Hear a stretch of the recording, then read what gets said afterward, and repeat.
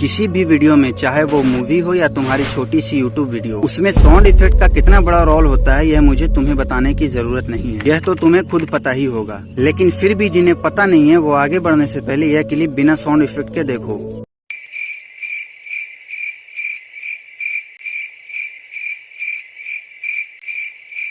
और अब sound effect के साथ देखो।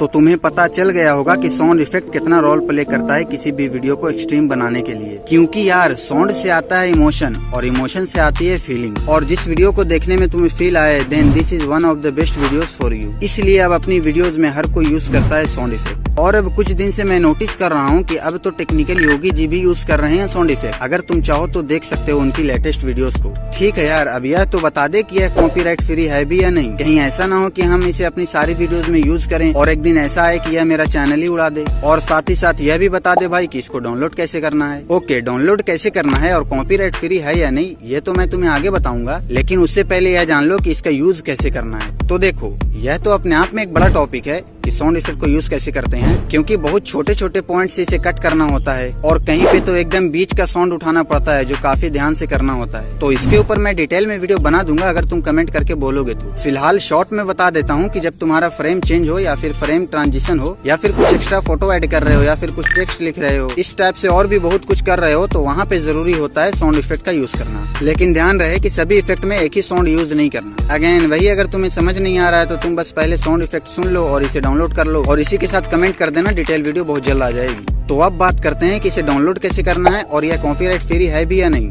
ठीक है, लेकिन इससे पहले तुम साउंड इफेक्ट चूज कर लो कि तुम्हें चाहिए कौन सा।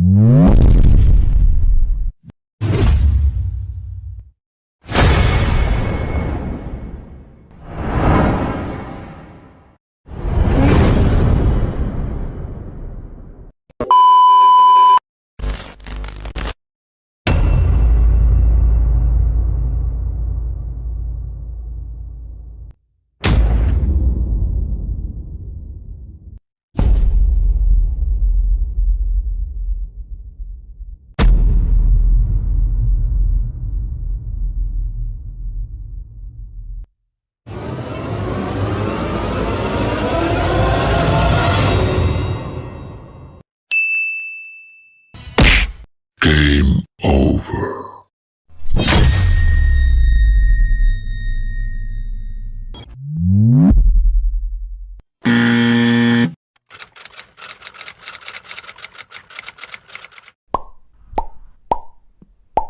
A few moments later.